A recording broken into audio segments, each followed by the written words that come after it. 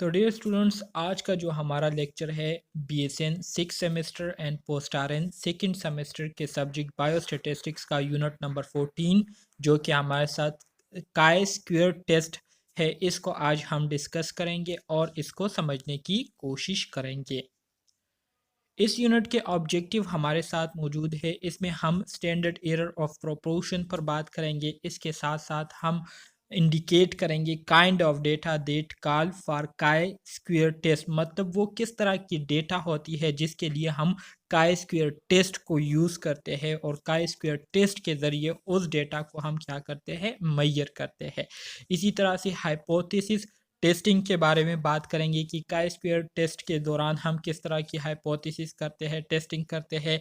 इसके अलावा chi square statistics में हमारे साथ जो डिग्री ऑफ फ्रीडम है, इसका क्या रोल होता है, इस पर डिटेल के साथ बात करेंगे और क्रिटिकल रीजन पर डिटेल के साथ बात करेंगे।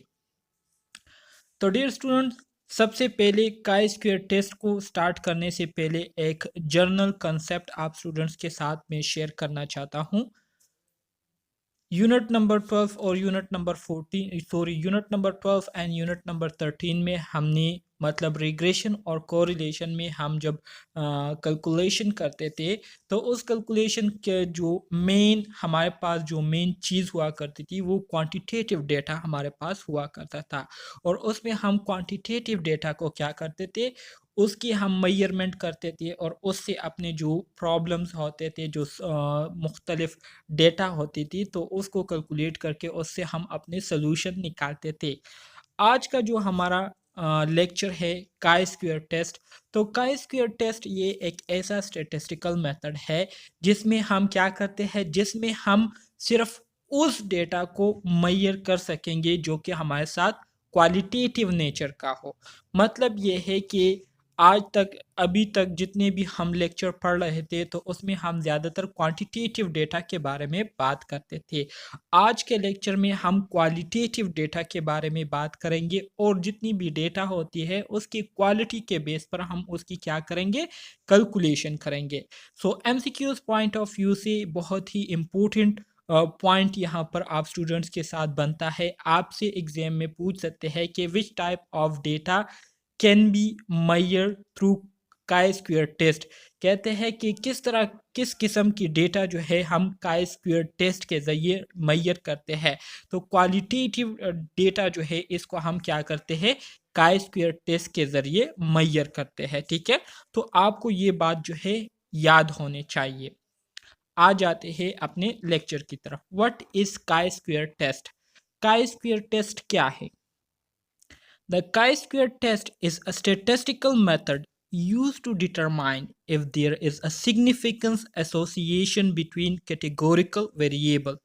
कैटेगोरिकल वेरिएबल से मुराद ये है वो वेरिएबल, वो डेटा जो कि हम कैटेगरीज में उसको डिवाइड कर सकते हैं, उसकी हम ग्रुपिंग कर सकते हैं।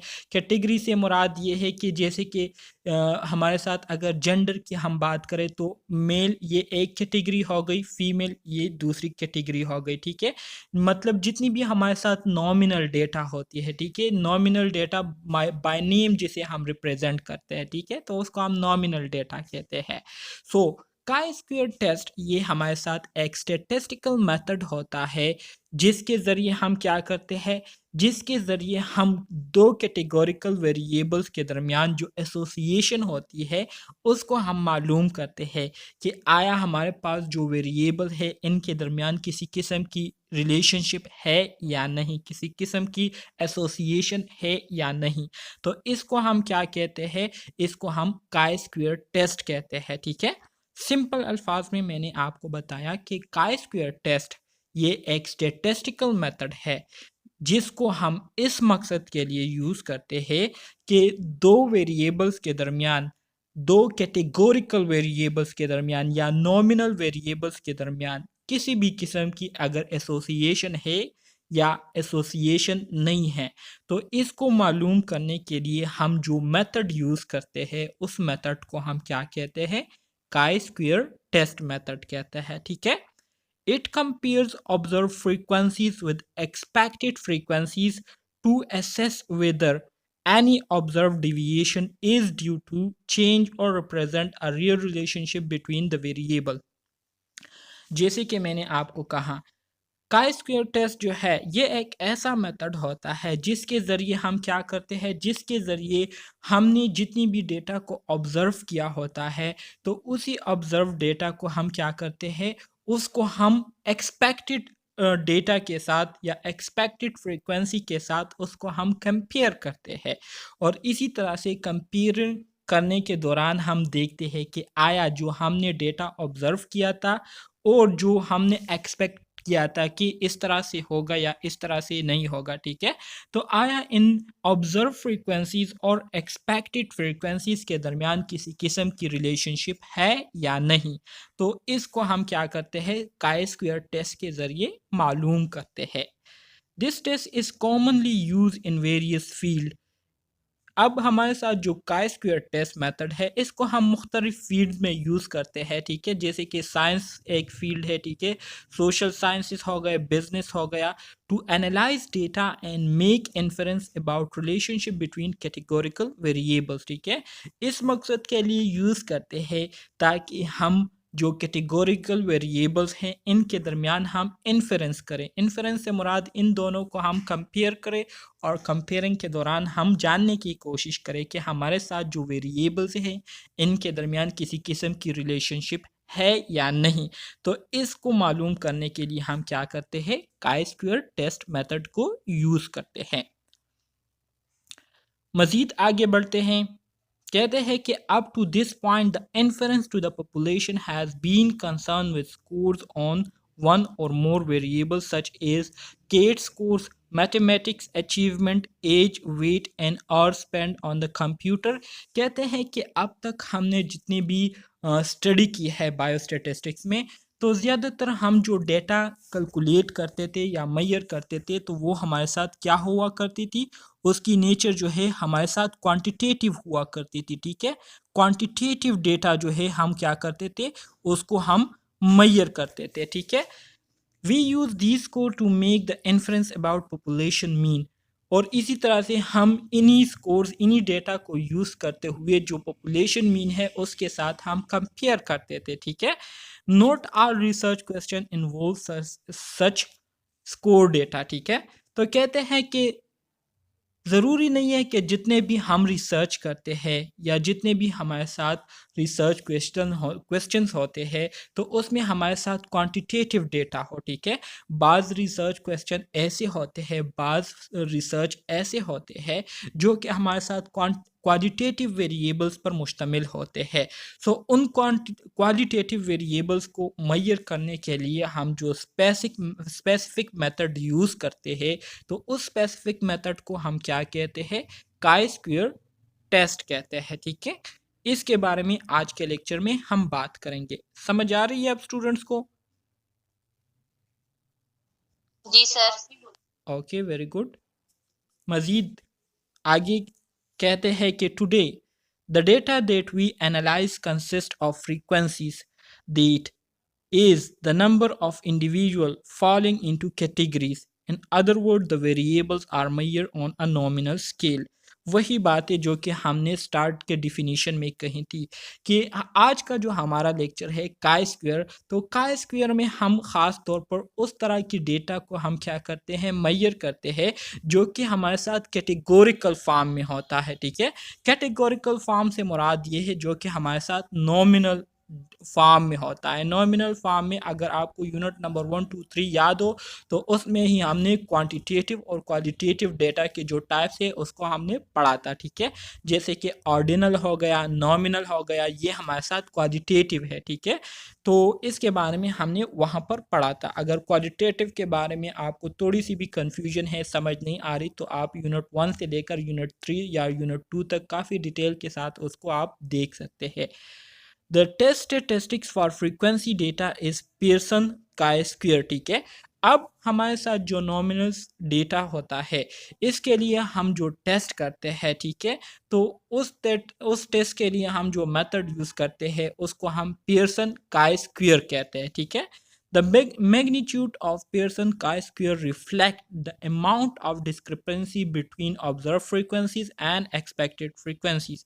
इसी तरह से हमारे साथ जो chi-square पियर्सन का स्क्वायर का हमारे साथ जो मैग्नीट्यूड होता है, तो ये हमें क्या करती है, ये हमें ऑब्जर्व फ्रीक्वेंसीज और जो एक्सपेक्टेड फ्रीक्वेंसीज होती है, तो इनके दरमियान किस तरह की मुशाबहत है, इसके दरमियान किस तरह की डिफरेंसेस है, आया ये एक दूसरे के साथ एसोसिएट करती है, एक दूसरे के साथ इनकी कोई रिलेशन है या नहीं, ठीक है, आया ये डिपेंडेंट है एक दूसरे पर या इंडिपेंडेंट है, अलग अलग है।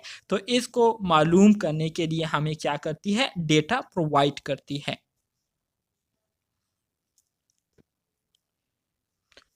अच्छा जी, ये तो ऑलरेडी वो स्टेप्स आपने पढ़े हुए हैं जो नल हाइपोथेसिस और अल्टरनेटिव हाइपोथेसिस है, उस यूनिट में हमने ऑलरेडी इसको पढ़ा था।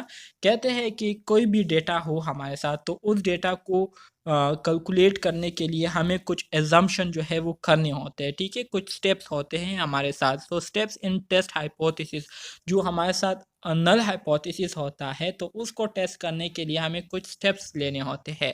सबसे पहले हमने क्या करना होता है, determine the test. Determine the test मतलब यह है कि हमें जो डेटा दिया गया होता है, ठीक है, तो उस डेटा से हमने क्या करना होता है, उस डेटा को हमने आइडेंटिफाई करना होता है। अगर वो डेटा हमारे साथ क्वांटिटेटिव हो, तो क्वांटिटेटिव डेटा के लिए फिर हम कोरिलेशन, रिग्रेशन, इसी तरह से नल हाइपोथेसिस वगैरह यूज़ करते हैं, ठीक है। लेकिन अगर डेटा वो हमारे साथ क्या हो, क्वालिटेटिव डेटा हो, ठीक है, क्वालिटेटिव डेटा हो, तो क्वालिटेटिव डेटा के लिए हम क्या करते हैं, क्वालिटेटिव डेटा के लिए फिर हम काई स्क्वायर टेस्ट को क्या करेंगे, उसको प्रेफर करेंगे। फिर दूसरा जो हमारा काम है वो क्या है, formulate the statistical hypothesis. Formulate the statistical hypothesis से मुराद ये है कि हमने स्टेटमेंट देनी होती है, मतलब हमने जो ऑब्जर्व किया होता है, तो जो हमने देखा होता है उसके बेस पर हम क्या करते हैं, एक स्टेटमेंट देते हैं, और उस स्टेटमेंट को हम क्या कहते हैं, अल्टरनेटिव हाइपोथेसिस कहते हैं, ठीक है। और इसी तरह से इस अल्टरनेटिव के बिल्कुल ऑपोजिट, बिल्कुल मुतरादिफ हमारे साथ जो स्टेटमेंट आता है, उसको हम क्या कहते हैं, उसको हम नल हाइपोथेसिस कहते हैं, ठीक है। फिर तीसरा काम हमने क्या करना है, तीसरा काम जो है, establish the level of significance. Level of significance से मुराद ये है कि हमारे पास जो अल्फ़ा लेवल है, ठीक है, अल्फ़ा है, जैसे कि 0.05 जो है, ये हमारे साथ क्या है, अल्फ़ा है, स्टैंडर्ड वैल्यू है 0.05, ठीक है, जो कि कॉमनली लिया जाता है। इसके बाद हमारे पास एक स्टेटिस्टिक्स आता है, calculate the test statistics. Test statistics से मुराद ये है कि हमारे साथ जो फार्मूला है उसको हमने क्या करना होता है, उसको हमने पुट करना होता है। सो फार्मूला आपके पास क्या है, जो काई स्क्वायर फार्मूला है वो आपके पास ये है कि x square is equal to sum of into observe value minus expected value whole square divided by expected value. ये आपके पास क्या है, ये आपके पास काई स्क्वायर का फार्मूला है, आपको याद होना चाहिए, आगे स्लाइड्स में आएगा, लेकिन यहाँ पर चूंकि अब हम स्टेप्स को पढ़ रहे हैं, तो इसलिए मैंने आपको रिपीट कीजिएगा दोबारा। अच्छा जी, एक्स स्क्वायर, ये फार्मूला रिपीट कीजिए। एक्स स्क्वायर सम ऑफ मतलब sum of all value, so sum is equal sum into observe value, O से मुराद ऑब्जर्व वैल्यू, माइनस ई से मुराद एक्सपेक्टेड वैल्यू, फिर whole square divided by expected value, ठीक है। X square is equal, चलिए हम सैंपल सैंपल के लिए जो क्या, यहाँ पर सैंपल की बात नहीं हो रही, यहाँ पर जो है सिर्फ नॉर्मल जनरल बात हो रही है, ठीक है। आपको एक डेटा दिया गया होगा, चाहे वो क्वांटिटेटिव हो या क्वालिटेटिव हो, तो उसके बेस पर आपने क्या करना होगा, टेस्ट को फार्मूला को आपने क्या करना होगा, सेलेक्ट करना होगा। क्या, अच्छा जी, तो ये हो गया। फिर हम क्या करेंगे, डिग्री ऑफ फ्रीडम करेंगे। डिग्री ऑफ फ्रीडम, जैसे कि इससे पहले आप लोगों ने ऑलरेडी पढ़ा हुआ है, डिग्री ऑफ फ्रीडम हमारे पास क्या था, n-1 हुआ करता था। यहाँ पर हमारे साथ जो डिग्री ऑफ फ्रीडम आता है काई स्क्वायर में, तो वो क्या है, degree of freedom row -1 multiply by column -1, ये आपके पास क्या है, डिग्री ऑफ फ्रीडम है। अब ये रो कहाँ से आ गई, ये कॉलम कहाँ से आ गया, तो ये आने वाले स्लाइड में हम इसको काफ़ी डिटेल के साथ पढ़ेंगे।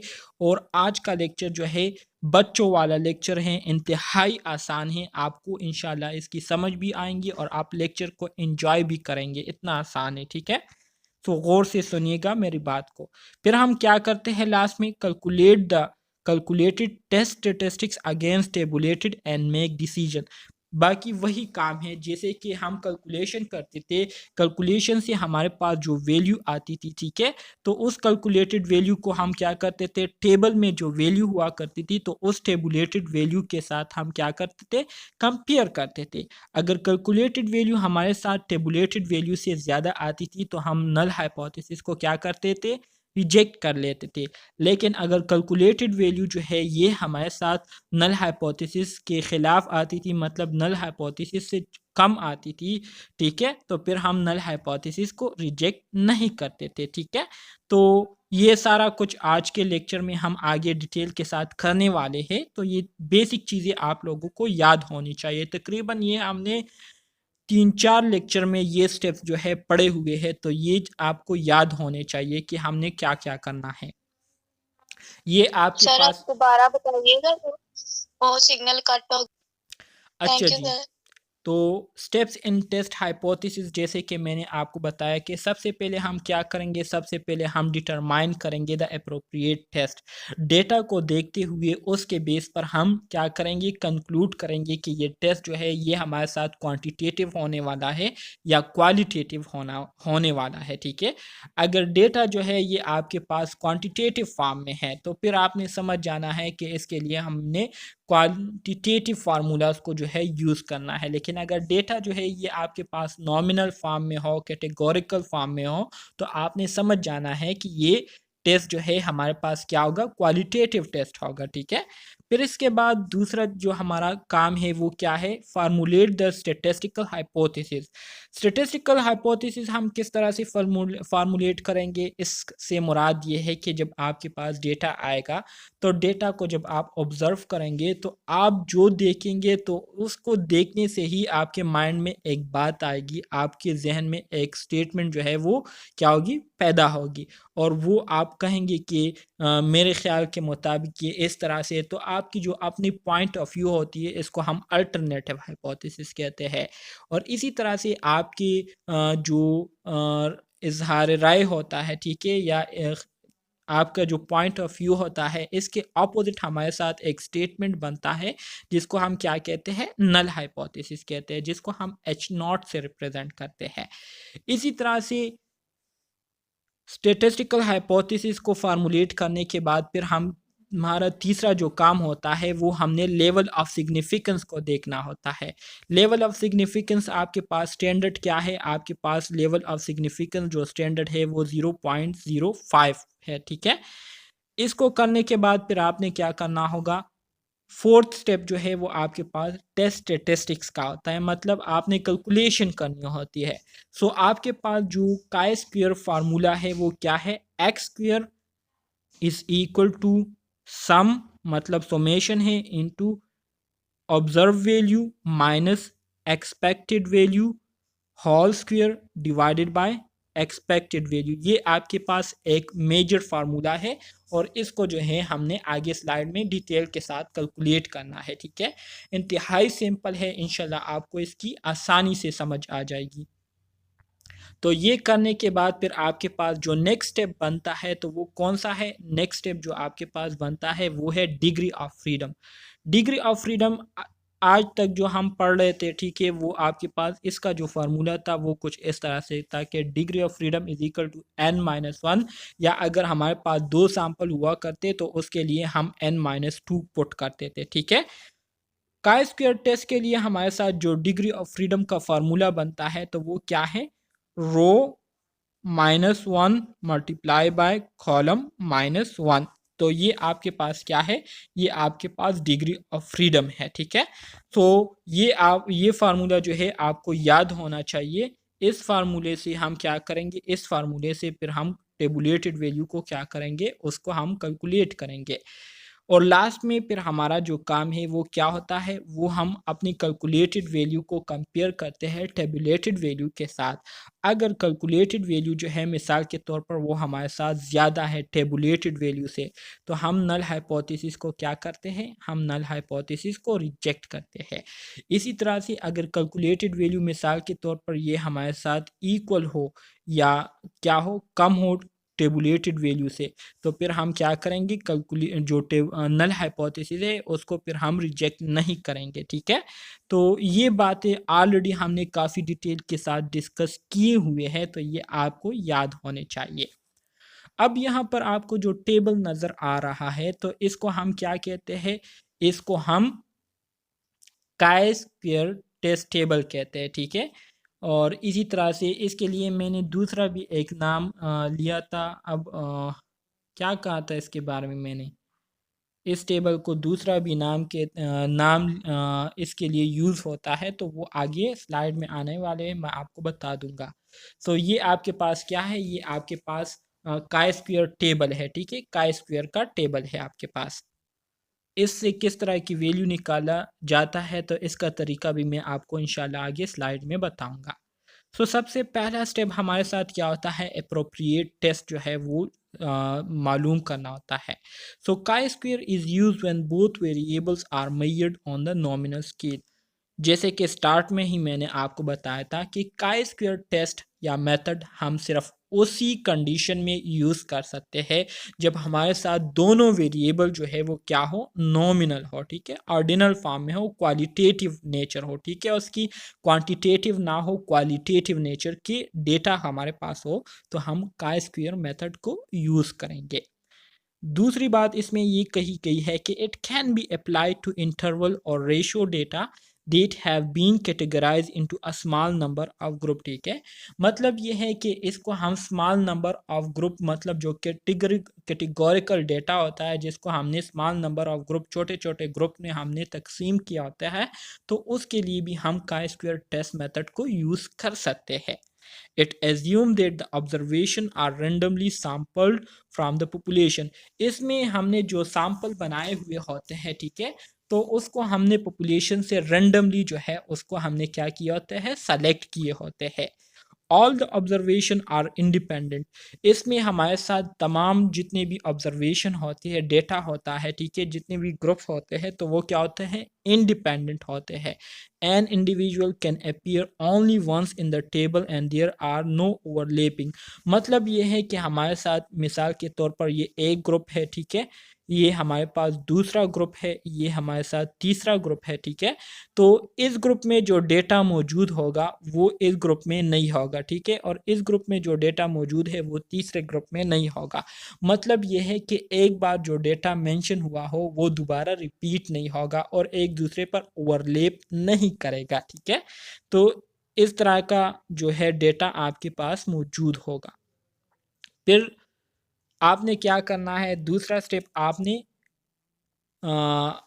स्टेप जो है आपने लेवल ऑफ सिग्निफिकेंस जो है वो देखना है, या जो क्या कहते हैं, दूसरा स्टेप तो वो नहीं था, हाँ जी, नल फार्मूले का स्टडी। हाइपोथेसिस, आपने हाइपोथेसिस जो है वो करने हैं। तो नल हाइपोथेसिस तो सिंपल है, वो डेटा के बेस पर हम करते हैं। मिसाल के तौर पर एग्जांपल अब आएगा तो उसके ज़रिए फिर हम उसको करेंगे। तो यहाँ पर हमने इस स्टेप को आगे किया है। तो alpha level of significance already आपको पता है कि हमारे साथ 5% का लेवल ऑफ सिग्निफिकेंस जो है 0.05 आता है। इसी तरह से 10% का जो लेवल ऑफ सिग्निफिकेंस है वो क्या है, 0.1 आता है। और 1% का जो लेवल ऑफ सिग्निफिकेंस है वो 0.01 आता है। स्टैंडर्ड हमारे साथ कौन सा वाला है, स्टैंडर्ड जो है हमारे साथ 0.05 वाला है। मतलब जो 5% लेवल ऑफ सिग्निफिकेंस होता है, तो ये हमारे साथ क्या है, इसका जो अल्फ़ा आता है वो 0.05 है और ये हमारे साथ स्टैंडर्ड है। स्टैंडर्ड से मुराद ये है कि कॉमनली ये वैल्यू जो है ज़्यादातर यूज़ होती है।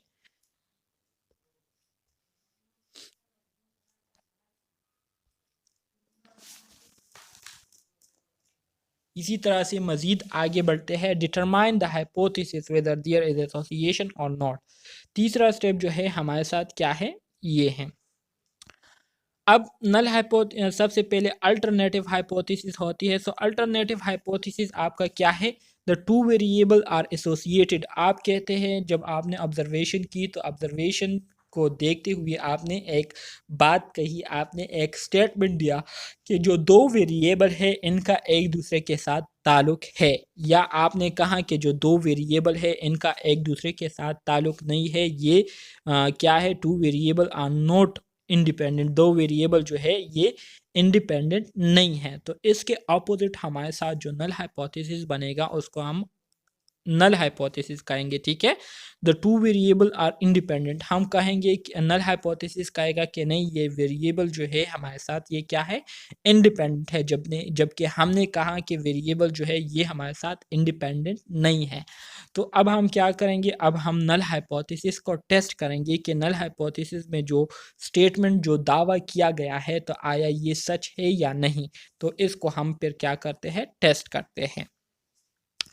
फिर आपके पास जो फोर्थ नंबर स्टेप है, तो फोर्थ नंबर स्टेप में हम क्या करते हैं? Calculating statistics. ठीक है, so contrast observe frequencies in each cell of contingency table with expected frequency. ठीक है, हमारे साथ एक कंटिजेंसी टेबल होता है जिसके हर सेल में, मतलब हर एक ब्लॉक में हमारे पास डेटा होता है, ऑब्जर्व फ्रीक्वेंसीज होती है। ठीक है, और उसको हम क्या करते हैं? एक्सपेक्टेड फ्रीक्वेंसीज के साथ कंपेयर करते हैं। ठीक है, डिफरेंशिएट करते हैं।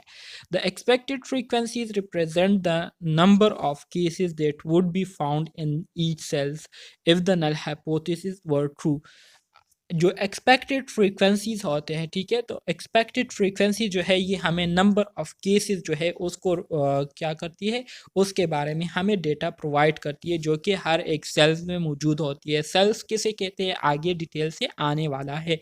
मतलब हमारे पास एक इस तरह से क्या होता है? एक डेटा ग्राफ होता है, ठीक है, जिसमें हमारे साथ रो भी होते हैं और कॉलम भी होते हैं, और हर एक रो, मतलब ये एक एक जो ब्लॉक है इसको क्या कहते हैं? इस एक एक ब्लॉक को सेल्स कहते हैं। ठीक है, क्या कहते हैं? इसको सेल्स कहते हैं। इसी तरह से मज़ीद अगर हम आगे देखें तो मज़ीद इसमें आगे कहा गया है कि expected frequencies of two unrelated event is product of the row and column divided by total number of cases। इसी तरह से हमारे पास एक फार्मूला बनता है, ठीक है, expected frequency is equal to total row, ठीक है, multiply by total column divided bye giant या ग्राउंड टोटल ग्रैंड। ठीक है, टोटल ग्रैंड क्या है ये भी मैं आगे आपको डिटेल के साथ बताने वाला हूँ। ये फार्मूला जो है आप लोगों ने अपने साथ याद रखना है, बहुत ज़्यादा इम्पोर्टेंट है, और इसके बगैर जो है आप अपनी जो कैलकुलेशन है उसको पूरा नहीं कर सकते। ठीक है, सो ये चीज़ें जो है आप लोगों को याद होनी चाहिए। ये फार्मूला मैं थोड़ा सा दोबारा से आपको रिपीट कर लेता हूँ। ये ई एफ से क्या मुराद है? ई मीन एक्सपेक्टेड और F mean frequency. So expected frequency is equal to R T. R से मुराद रो है एंड टी से मुराद total. So total row multiply by total column divided by total ground, ठीक है, या ग्रेन। तो इसको हम क्या करेंगे आगे? इसको हम कैलकुलेट करेंगे इंशाल्लाह। अब स्टेप नंबर 5 जो है ये कैलकुलेटिंग टेस्ट स्टैटिस्टिक्स है। जो फार्मूला मैंने आपको इससे पहले बताया था कि x square is equal to chi square is equal to sum, ठीक है, जिसको मैंने ई से रिप्रेजेंट किया था। Chi square is equal to summation into observe value minus expected value whole square divided by expected value. तो ये फार्मूला जो है सिंपल फार्मूला है, देखे, observe value minus expected value whole square divided by expected value. इंतहाई simple formula है, ये आपको याद होना चाहिए। ठीक है, समझ आ रही है आपको? जी सर। कोई कंफ्यूजन है इसमें? जी सर। अच्छा जी, स्टेप नंबर 6 कौन जी सा सर। है? Degree of freedom. Degree of freedom के बारे में भी मैंने आपको बताया कि degree of freedom is equal to row minus one multiply by column minus one. तो इससे आपके पास जो वैल्यू आएंगी वो आपकी क्या होंगी? वो आपकी डिग्री ऑफ फ्रीडम कहलाएंगी। अब स्टेप नंबर 7 हमारे साथ क्या है? Step number 7 computed test statistics against tabulated value. मतलब जो हमने कैलकुलेशन की होती है उसको हम टेबुलेटेड वैल्यू के साथ क्या करते हैं? कंपेयर करते हैं और उसकी बुनियाद पर फिर हम डिसीजन लेते हैं कि नल हाइपोथेसिस को रिजेक्ट होना चाहिए या नहीं होना चाहिए। So the calculated value of Pearson chi square statistics is compared with the critical value to determine if the computed value is improbable या नहीं। ठीक है, मतलब ये है कि जो हमने कैलकुलेशन की होती है तो उसको हम टेबुलेटेड वैल्यू के साथ कंपेयर करते हैं कि आया इनके दरमियान किसी किस्म की रिलेशन है या नहीं। So the critical values are based on sampling distribution of Pearson chi-square statistics। ठीक है, इफ द कैलकुलेटेड वैल्यू मतलब जो काई स्क्वायर वैल्यू है वो हमारे साथ क्या हो? ग्रेटर हो किससे? टेबुलेटेड वैल्यू से। तो फिर हम क्या करेंगे? रिजेक्ट करेंगे नल हाइपोथेसिस को। इसी तरह से अगर काई स्क्वायर वैल्यू जो है ये हमारे साथ स्मॉल हो या इक्वल हो किस चीज़ के? टेबुलेटेड वैल्यू के, तो फिर हम नल हाइपोथेसिस को रिजेक्ट नहीं करेंगे। ठीक है, तो ये इम्पोर्टेंट बातें हैं, ये आपको याद होने चाहिए। वैसे मैं आपको बता दूं कि इतना लंबा प्रोसेस जो है आपके एग्ज़ाम में नहीं आएगा, लेकिन असल जो एमसीक्यूज़ आएंगे तो वो थ्योरेटिकल एमसीक्यूज़ आएंगे। जितनी भी बातें मैं आपको बता रहा हूँ तो ये बातें आपके एग्ज़ाम में आएंगे, तो ये बातें आप लोगों को याद रहनी चाहिए। ठीक है, अब यहाँ पर आपको एक एग्जाम्पल दिया गया है, इससे इंशाल्लाह आपके तमाम कन्फ्यूजन तमाम प्रॉब्लम जो है वो ख़त्म हो जाएंगे। एग्जाम्पल में कहते हैं कि frequency of 180 pregnant women by alcohol consumption and smoking statistic. कहते हैं कि हमारे साथ 180 प्रेग्नेंट वोमेन है। ठीक है, जो कि क्या कर रही है? अल्कोहल कंजम्पशन और स्मोकिंग के हवाले से जो है वो जानी जा रही है। मतलब कि 180 प्रेग्नेंट वोमेन है जिनमें कुछ लोग जो है वो अल्कोहल कंजम्पशन भी कर रहे हैं, स्मोकिंग भी कर रहे हैं। कुछ लोग ऐसे हैं जो कि सिर्फ अल्कोहल कंजम्पशन कर रहे हैं, स्मोकिंग नहीं कर रहे। कुछ लोग ऐसे हैं जो कि स्मोकिंग कर रहे हैं और अल्कोहल जो है वो नहीं कर रहे। ठीक है, तो smoking and drinking depend on each other. क्या वो लोग जो कि स्मोकिंग करते हैं तो ज़रूरी है कि वो स्मोकिंग के साथ साथ अल्कोहल कंजम्पशन भी करेंगे? ये आपको एक सिचुएशन दी गई है। तो आपकी जो ऑब्जर्वेशन है, आप कहते हैं कि हाँ, जो स्मोकिंग करते हैं तो ज़रूरी है कि वो स्मोकिंग के साथ साथ फिर ड्रिंकिंग भी करते होंगे। तो ये आपने अपनी एक स्टेटमेंट दे दी, लेकिन आपके ख़िलाफ़ नल हाइपोथेसिस कहता है कि नहीं, कि जो स्मोकिंग करता है ज़रूरी नहीं है कि वो ड्रिंकिंग भी करता हो। ठीक है, तो नल हाइपोथेसिस ने ये बात की कि नहीं, स्मोकिंग करने वाला ज़रूरी नहीं है कि वो स्मोकिंग के साथ ड्रिंकिंग भी करे। सो कहते हैं कि स्मोकिंग और ड्रिंकिंग का जो है एक दूसरे के साथ किसी किस्म का रिलेशनशिप नहीं है, जबकि हमने कहा कि स्मोकिंग और ड्रिंकिंग का जो है एक दूसरे के साथ क्या है? रिलेशन है, एक दूसरे पर डिपेंड कर रहे हैं। सो अब हम क्या करेंगे? अब हम नल हाइपोथेसिस को टेस्ट करेंगे और देखेंगे कि नल हाइपोथेसिस की बात ठीक है या नहीं, या हमारी बात ठीक है या नहीं। ठीक है, समझ आ गई यहाँ तक? जी सर। ओके, यहाँ पर आपको डेटा दिया गया है। ऊपर आपको दिखाई दे रहा होगा अल्कोहल कंजम्पशन। नीचे दो ग्रुप है आपके पास, एक स्मोकर के है और एक नॉन स्मोकर के है। ठीक है, अब वो लोग जो कि स्मोकिंग करते हैं तो उनकी तादाद कितनी है? 20% है। और स्मोकिंग के साथ साथ वो क्या कर रहे हैं? अल्कोहल को भी कंज्यूम कर रहे हैं। वो लोग जो कि स्मोकिंग नहीं करते उनकी तादाद कितनी है? उनकी तादाद 60 है। लेकिन इसके साथ साथ जो है वो अल्कोहल कंजम्पशन कर रहे हैं, स्मोकिंग नहीं कर रहे लेकिन अल्कोहल को जो है वो पी रहे हैं। इसी तरह से नॉन स्मोकर में अगर देखें, वो लोग जो कि क्या कर रहे हैं? स्मोकिंग नहीं कर रहे, तो उनकी तादाद जो है कितनी है? उनकी तादाद 40 है। और वो लोग जो कि स्मोकिंग नहीं करते, ठीक है, तो उनकी तादाद जो है कितनी है 60 है। मतलब नॉन स्मोकर में 40% जो है लोग स्मोकिंग कर रहे हैं और 60% जो है स्मोक।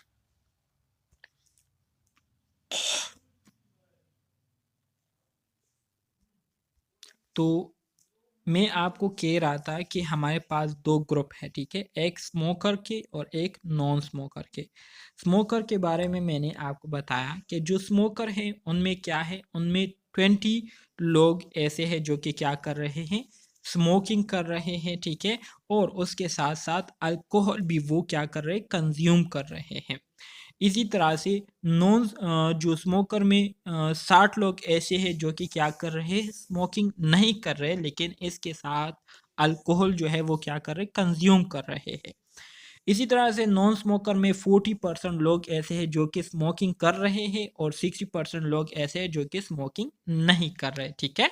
सो अब अगर आप देखें तो जो स्मोकर है इनकी जो टोटल आपके पास पॉपुलेशन बनती है तो कितनी है, टोटल इनका जो बनता है वो 80 है।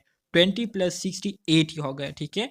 जो नॉन स्मोकर है ये टोटल कितने हैं, टोटल इनकी 100 बनती है। मतलब 40 + 60 आपके पास क्या हो गया, 100 हो गया, ठीक है। इसी तरह से अगर आप क्या करते हैं, आप इस पूरे रो को क्या करते हैं, पूरे कॉलम को प्लस करते हैं तो इसकी टोटल 60 बनती है, इसको प्लस करते हैं इसकी टोटल 120 बनती है, और आप इन दोनों को प्लस करते हैं तो टोटल हमारे पास कितना बनता है, टोटल हमारे साथ 180 बनता है। तो ये 180 क्या है, ये 180 आपके पास ग्रैंड वैल्यू है, जो कि वहाँ पर आपको जो फार्मूले में मैंने आपको बताया था जीटी, ठीक है। तो जीटी से मुराद वैल्यू मतलब क्या है, टोटल ग्रांट वैल्यू, ठीक है, टोटल ग्रांट वैल्यू। तो ये आपके पास ये है। अब आप लोगों ने क्या करना होगा, अब आप लोगों ने अब आप लोगों ने इन सारों को क्या करना है, इन सारों को आपने कैलकुलेट करना है। तो सबसे पहले हमने जो फार्मूला पढ़ा था वो आपको पता है ना, हम एक एक फ्रीक्वेंसी को क्या करेंगे, मालूम करेंगे, एक्सपेक्टेड फ्रीक्वेंसी हम निकालेंगे, ठीक है। हर एक सेल में हमारे पास जो डेटा है उसकी एक्सपेक्टेड वैल्यू निकालेंगे, ठीक है। सो इसके लिए जो फार्मूला है आपके पास वो क्या है, एक्सपेक्टेड वैल्यू मतलब expected frequency is equal to total row है ना, टोटल रो है कि कॉलम है, total column, sorry total row, total row फिर क्या है minus total column divided by क्या है, ग्रांड टोटल है। सो अब हम क्या करेंगे, कैलकुलेशन को समझे। टोटल रो से क्या मुराद है, टोटल रो से मुराद ये है कि आपके पास जो वैल्यू है इस तरह से हम आएंगे, फर्स्ट इस फर्स्ट सेल की वैल्यू निकालने के लिए, एक्सपेक्टेड वैल्यू निकालने के लिए हम क्या करेंगे, कैलकुलेशन करेंगे। सो आपके पास जो टोटल रो है वो क्या है, 80 है। सो 80 को यहाँ पर मैंने मिसाल के साथ तौर पर पुट किया। फिर आपके पास इसी फर्स्ट सेल का जो टोटल कॉलम है वो क्या है, ये है। तो इन दोनों को प्लस करते हुए आपके पास क्या बनता है, 60 बनता है। तो 80 माइनस 60, ठीक है। इसी तरह से ग्रैंड वैल्यू आपके पास क्या है, 180 है। तो 80 माइनस 60 डिवाइडेड बाय 180, इसको जब आप कैलकुलेट करेंगे तो इससे आपके पास क्या वैल्यू आएंगी, आप इसको कैलकुलेट करें तो आगे आपके पास वैल्यू आ जाएंगी। इसी तरह से अगर आप दोबारा से करें, मैं दोबारा से आपको बताता हूँ। इंतहाई सिंपल कैलकुलेशन है। एक सेल की, इस सेल की तो हमने कैलकुलेशन कर ली है, ठीक है, जिससे हमारे पास क्या आता है, जिससे हमारे साथ 80 माइनस 60 डिवाइडेड बाय 180 आता है, ठीक है। ये 80 किस तरह से आया, ये आपके पास टोटल रो हो गया, ये आपके पास टोटल कॉलम हो गई, ठीक है। अब ये दूसरा सेल है हमारे साथ 60 के लिए, अब हम क्या करेंगे, एक्सपेक्टेड वैल्यू निकालेंगे। तो बिल्कुल उसी तरह से होगा, टोटल रो हो गया 80 हो गया, ठीक है। हम क्या करेंगे, यहाँ 80 पुट करेंगे माइनस टोटल कॉलम, यहाँ पर हमारे साथ क्या आता है, 120 आता है। तो 120 हमने पुट कर लिया, डिवाइडेड बाय ये हमारे साथ क्या है, ग्रैंड वैल्यू है, तो इसको हम क्या करेंगे, 180 करेंगे। तो इस तरह से ये आपके पास इसकी वैल्यू भी आ जाएंगी, ठीक है। फिर बिल्कुल इसी तरीके से हम नीचे वाले हमारे साथ जो वैल्यूज है, ठीक है, जो कि अभी मैं आपको करके दिखाता हूँ। जैसे कि ये है 40 के लिए अब एक्सपेक्टेड वैल्यू निकालनी है, तो टोटल रो हो गई 40 प्लस 60, ये आपके पास क्या हो गई 100 हो गई, तो ऊपर आपने 100 लिख दिया, माइनस इसी तरह से आएंगे टोटल कॉलम, तो आपके पास क्या आ गया 60 आ गया, ठीक है। फिर डिवाइड करेंगे आप किस चीज़ पर 180 पर, 180 उसी तरह से आएगा। फिर इस दूसरे सेल के लिए आपके पास क्या है टोटल रो है तो 100, फिर माइनस टोटल कॉलम है तो 120 करेंगे माइनस और डिवाइडेड बाय 180। समझ आ रही है आपको कि नहीं? जी सर आ रही है। आसान है कि मुश्किल? सर आसान है। हाँ जी बिल्कुल, तो यही तरीका है। तो इसी तरीके को करते हुए मतलब ये है कि टोटल रो को करते हुए टोटल रो को हमने क्या किया कैलकुलेट किया, फिर टोटल कॉलम को कैलकुलेट किया, तो इससे हमारे पास जो वैल्यू आई फर्स्ट सेल की तो वो क्या है 26.67 है। फिर इसी तरह से दूसरे सेल की सेल बी के लिए हमने बिल्कुल उसी तरह से टोटल रो किया टोटल कॉलम किया, इससे हमारे पास जो वैल्यू आई तो वो क्या आई, वो 53.33 आई। सही है। इसी तरह से फिर हमने सेल सी के लिए जब किया तो total row divided by total sorry minus total row minus total column, so 20 40 total हमारे पास 60 है तो 60 माइनस क्या है 60 माइनस सॉरी 40 के लिए क्या है तो 40 प्लस 60 100 आता है, तो 100 हमने क्या कर लिया यहाँ पर हमने 100 पुट कर लिया, माइनस क्या आता है 60 आता है, ठीक है। इसी तरह से 180 पर हमने डिवाइड किया, तो इसको जब हमने 180 पर डिवाइड किया तो इससे हमारे पास जो एक्सपेक्टेड क्या फ्रीक्वेंसी आई तो वो क्या है, वो 33.33 है। इसी तरह से फिर जो सेल डी है सेल डी के लिए भी हमने बिल्कुल उसी मेथड को यूज़ किया कि total row divide by total row minus total column divided by grand value, so 60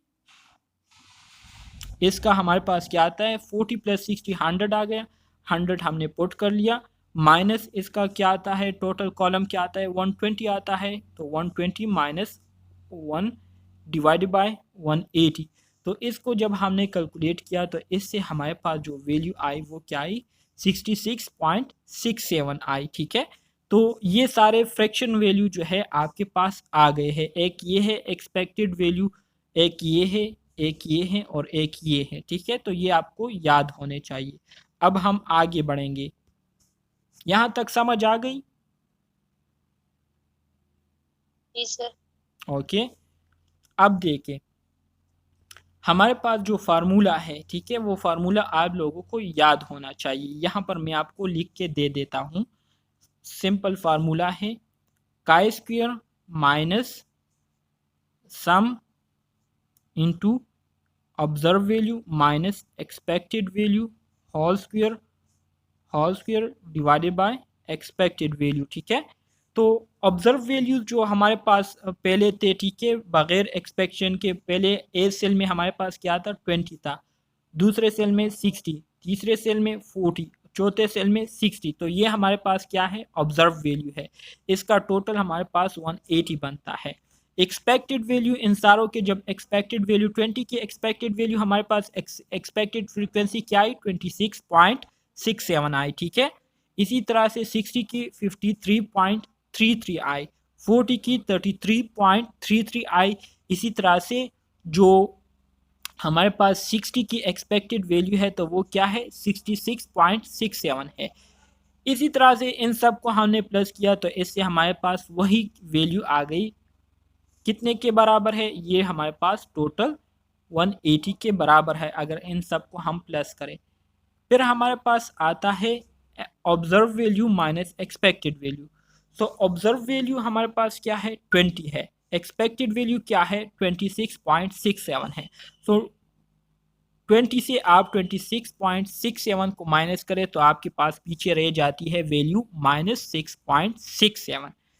60 observe value है, एक्सपेक्टेड वैल्यू आपके पास 53.33 है। 60 से आप 53.33 को माइनस करें, आपके पास वैल्यू आ जाती है 6.67। इसी तरह से 40 है आपके पास ऑब्जर्व वैल्यू, इससे एक्सपेक्टेड वैल्यू को माइनस करें तो आपके पास बच जाती है 6.67। इसी तरह से फिर आपके पास जो ऑब्जर्व वैल्यू है वो क्या है 60 है और एक्सपेक्टेड वैल्यू 66.67 है। तो इससे 60 से 66.67 को माइनस करेंगे तो आपके पास वैल्यू आएंगी -6.67। ये सब कुछ आपने कर लिया, ठीक है। आपके पास इससे टोटल क्या आया, इससे टोटल आपके पास 0 आ गया, ठीक है।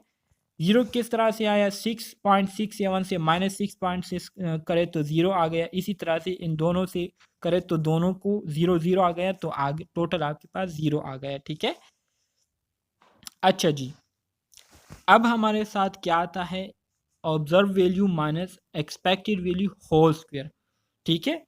तो observe value minus expected value आपके पास क्या है, इसका मतलब ये है कि आप क्या करेंगे, अब आप इनको मल्टीप्लाई करेंगे 2 टाइम। तो -6.67 को आप क्या करें, 2 टाइम मल्टीप्लाई करें, इससे आपके साथ वैल्यू आएंगी 44.49, ठीक है।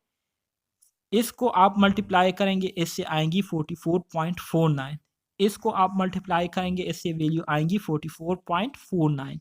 क्योंकि ऊपर स्क्वायर है, मतलब ये है कि इसके ऊपर क्या लगा हुआ है, इसके ऊपर स्क्वायर लगा हुआ है। इसको आप 2 टाइम मल्टीप्लाई करें, इसको करें, इसको करें, इसको करें, तो ये वैल्यू जो है आपके पास आ जाती है। समझ आ रही है आपको। इसी तरह से ये वैल्यू जब आ गई तो इसको फिर आपने क्या किया, इसको फिर आपने इन्हीं एक्सपेक्टेड वैल्यू पर क्या किया, इन्हीं एक्सपेक्टेड वैल्यू पर आपने डिवाइड किया। मतलब ये है कि इसके नीचे आपने 26.67 को क्या किया, यहाँ पर पुट किया। फिर इस 44.49 के नीचे जो है आपने 53.33 को पुट किया। क्यों पुट किया, क्योंकि फार्मूले में यहाँ पर आपको दिखाई दे रहा है ना कि डिवाइड बाय एक्सपेक्टेड वैल्यू। तो एक्सपेक्टेड वैल्यू तो हमारे पास ये है ना, तो हम क्या करेंगे, इसको हम एक एक वैल्यू के नीचे क्या करेंगे, इस 44.49 के नीचे हम 33.33 को पुट करेंगे, फिर इसके नीचे 66.67 को पुट करेंगे। डिवाइड करने के बाद 44.49 का ये वैल्यू आती है, इसका ये वैल्यू आती है, इसकी ये वैल्यू आती है, इसकी वैल्यू ये आती है। तो टोटल वैल्यू आपके पास 4.5 आ गई। सो आपकी जो काय स्क्वायर वैल्यू है, मतलब जो कैलकुलेटेड वैल्यू है, वो क्या आ गई, वो 4.5 आ गई, ठीक है। कैलकुलेटेड वैल्यू आपके पास क्या आ गई, 4.45। इसको आप अपने साथ याद रखिएगा। अब हम क्या करेंगे, अब हम टेबुलेटेड वैल्यू की तरफ जाएंगे और टेबुलेटेड वैल्यू टेबल में हम देखेंगे क्या टेबल में हमारे पास क्या वैल्यू आती है, आया 4.45 आती है या इससे कम आती है। सो आपको याद होना चाहिए कि आपके पास जो जो आपके पास कैलकुलेटेड वैल्यू है वो किसके बराबर है, वो आपके पास ये आपके पास 4.5 आई है। अब हम क्या करेंगे, अब हम डिग्री ऑफ फ्रीडम को करेंगे। तो डिग्री ऑफ फ्रीडम क्या है, डिग्री ऑफ फ्रीडम ये आपके पास दिया गया है कि is equal to column -1 multiply by row -1। So column आपके पास कितने हैं, यहाँ पर आप देखिए, यहाँ पर आप देखिए, मैं आपको वो कॉलम दिखाता हूँ। कॉलम आपके पास कितने हैं, ये देखिए, ये वाले। सो कॉलम आपके पास कितने हैं, कॉलम ये एक कॉलम हो गया, ठीक है, ये एक कॉलम हो गया, ये दो कॉलम हो गए। रो कितने हैं, ये एक रो हो गया, ये दो रो हो गए। मतलब ये है कि दो रो है और दो कॉलम है, ठीक है। तो ये आपने साथ याद रखने हैं और इसको अब हम डिग्री ऑफ फ्रीडम में पुट करेंगे। सो यहाँ पर अगर आप देखें तो यहाँ पर अगर हम इस वैल्यूज़ को पुट करें डिग्री ऑफ फ्रीडम में, तो degree of freedom is equal to row -1 multiply by column -1। So row कितने हैं, 2 है, -1 मल्टीप्लाई बाय कॉलम कितने हैं, 2 है, -1। सो 2 -1 1, इसी तरह से मल्टीप्लाई 2 -1 1। तो आपके पास डिग्री ऑफ फ्रीडम 1 आ जाएगी, ठीक है। यहाँ पर हमने 1 पुट किया है। अब हम क्या करेंगे, अब हम टेबुलेटेड उस टेबल की तरफ जाएंगे, ठीक है। सो हमारे पास लेवल ऑफ सिग्निफिकेंस कितना है, लेवल ऑफ सिग्निफिकेंस जो है आपको ऑलरेडी पता होना चाहिए, स्टैंडर्ड 0.05 है, ठीक है। अगर कोई भी वैल्यू ना दी गई हो लेवल ऑफ सिग्निफिकेंस का तो आपने फिर खुद ही 0.05 लेना है, ठीक है। सो अब हम क्या करेंगे, अब हम टेबल की तरफ जाएंगे और टेबल में हम इस वैल्यू को देखेंगे और वहाँ पर चेक करेंगे कि हमारे पास लेवल ऑफ सिग्निफिकेंस 5 हो और डिग्री ऑफ फ्रीडम 1 हो तो टेबल में क्या वैल्यू आती है। तो यहाँ पर आपके पास ये डिग्री ऑफ फ्रीडम मेंशन है, ये आप ऊपर देख सकते हैं जिसको मैंने टिक किया, डिग्री ऑफ फ्रीडम है। डिग्री ऑफ फ्रीडम हमारे पास क्या है, 1 है, तो इसलिए हम बिल्कुल 1 को क्या करेंगे, 1 पर स्टॉप हो जाएंगे। लेवल ऑफ सिग्निफिकेंस हमारे पास 0.5 है, तो बिल्कुल 1 के सामने आते आते आते आते हम 0.5 पर रुक जाएंगे। वैल्यू क्या है 0.5 के नीचे, 3.841 आता है, मतलब 3.8 वैल्यू है हमारे साथ, ठीक है।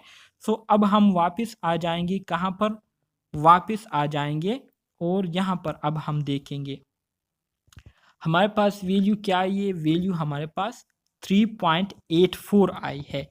टेबुलेटेड वैल्यू हमारे पास 3.84 है जबकि कैलकुलेटेड वैल्यू हमारे पास 4.5 है। मतलब ये है कि जो काई स्क्वायर वैल्यू है ये हमारे साथ क्या है, ग्रेटर है, किससे, टेबुलेटेड वैल्यू से हमारे साथ ग्रेटर है।